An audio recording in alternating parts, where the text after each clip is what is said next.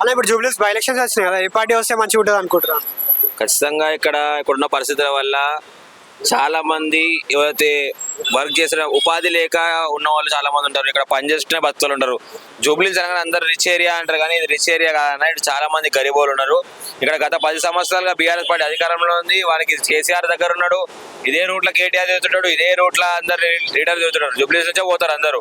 వారి ఆఫీస్ కూడా ఇటుకే దగ్గరనే. కానీ ఏ లీడర్ కూడా గలీలకు వచ్చి చూసిన లేడు. ఈరోజు మేము హైవేలు కట్టినాం, రింగ్ రోడ్లు కట్టినామని చెప్పి మాట్లాడేటోళ్ళు ఆ రింగ్ రోడ్ కింద బస్తీలలో డ్రైనేజ్ పొంగుతుంటే ఎవరు చూసిన లేడు. సో నవీన్ యాదవ్ అన్న కార్ల కన్నా ఎక్కువ యాక్టివ్గా బండి మీద ఎక్కువ తిరుగుతాడు.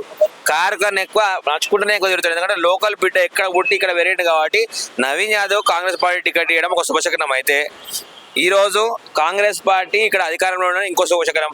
ఖచ్చితంగా 150 కోట్ల నిధులు తెచ్చుకొచ్చి అభివృద్ధి చేస్తున్నామని చెప్పి కాంగ్రెస్ పార్టీ వాళ్ళు అంటున్నారు. కాబట్టి ఖచ్చితంగా మా పార్టీ ఏదైతే కాంగ్రెస్ పార్టీ ఉందో కాంగ్రెస్ పార్టీ ఖచ్చితంగా ఆ అభివృద్ధి కార్యక్రమాలను కంప్లీట్ చేస్తుంది. నవీన్ యాదవ్ గారిని ఎమ్మెల్యే చేసి అదే నవీన్ యాదవ్ తోని దానికి రిబ్బన్ కటింగ్ చేపిస్తాం. ఇంకొకటి అన్న, ఇప్పుడు నవీన్ యాదవ్ అన్న పేరు తీస్తున్నారు కదా, సో అదే క్యాండిడేట్ బీఆర్ఎస్ లో కానీ బీజేపీలో కానీ ఉండుంటే అప్పుడు కాంగ్రెస్ కి సపోర్ట్ చేసేవాళ్ళ, లేకపోతే క్యాండిడేట్ ఏ పార్టీలో ఉంటే ఆ పార్టీకి సపోర్ట్ చేసేవాళ్ళు? ఖచ్చితంగా ఇక్కడ అధికారంలో కాంగ్రెస్ పార్టీ ఉంది. ఇంకోటి కాంగ్రెస్ పార్టీ అన్ని చూసుకుంటూ గ్రౌండ్ లెవెల్ పైకి వచ్చింది కాబట్టి ఖచ్చితంగా కాంగ్రెస్ పార్టీకి మద్దతు తెలుపుతారు నా ప్రజలు.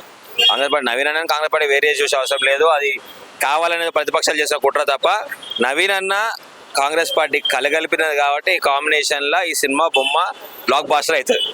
బీఆర్ఎస్ ఇంకా బీజేపీ కూడా పోటీలో ఉన్నాయి కదా అన్న, సో ఏమంటారు బీఆర్ఎస్ పార్టీ అభ్యర్థి మిస్సింగ్ అని కేసు పెడదాం అనుకుంటున్నాను నేను.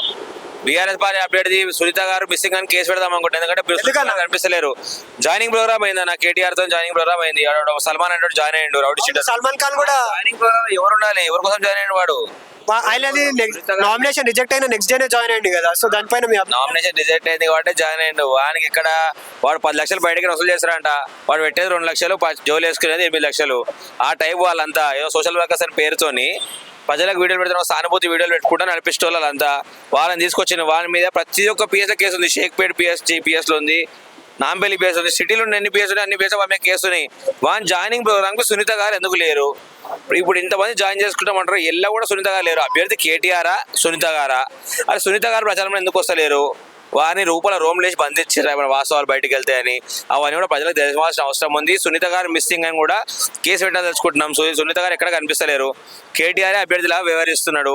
సో కేటీఆర్ ఆల్రెడీ చెంపదెబ్బ కొట్టి రాష్ట్రంలో ఊడగొట్టి వాళ్ళ గవర్నమెంట్ పోయింది. మళ్ళీ కేసీఆర్ ప్రచారంకి వస్తున్నాడు, పెద్ద పుల్లి వస్తుంది, అది వస్తాడు. కేసీఆర్ గడప గడప దొక్కి ప్రచారం చేసిన కేసీఆర్ వస్తే 1 man షో అయిపోతా అంటున్నారు కదా. కేసీఆర్ వస్తే 1 man షో అయితే అంటే 1 man తో నడవదన్నాడా?